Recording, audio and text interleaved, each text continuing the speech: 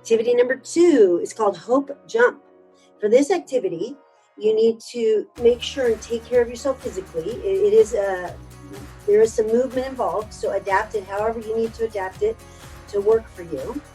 And you also want to make sure, if you're tall or if there's a ceiling fan, we're going to do some jumping. Be careful of your environment so that you don't hurt yourself. We definitely want you to take care of yourself physically.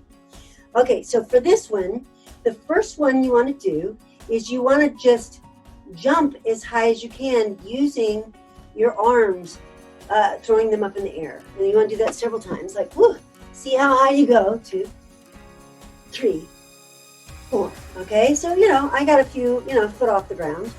Okay, the next one is that you want to leave your arms limp down by your side, and you don't want to use them to jump up high, to help your thrust up high. And try that again.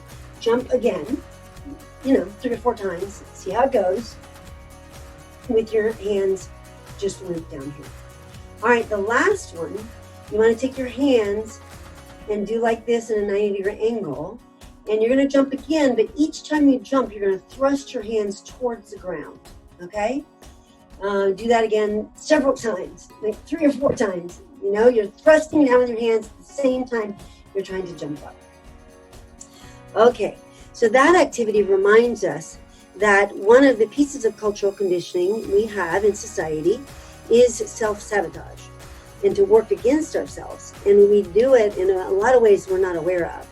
And just to start being aware of how we sabotage ourselves, we can start pulling our attention away from those things and work towards doing more things that help us lift ourselves up. So, obviously the first one is when I'm really doing everything to support me and my dreams. The second one is when I'm kind of apathetic and doing it, but not necessarily doing it with enthusiasm or with support. And then the last one is definitely I'm working directly, distinctly against myself. And that's the one where we could hardly even get off the ground. And so this activity reminds us that when we focus on the healthy needs of our body, minds, and hearts, individually and as a community, then that is us helping our own body, mind, and heart, and those of others, because we're modeling and supporting others and doing the same. It really helps towards creating the world that we all know that we want and that we need.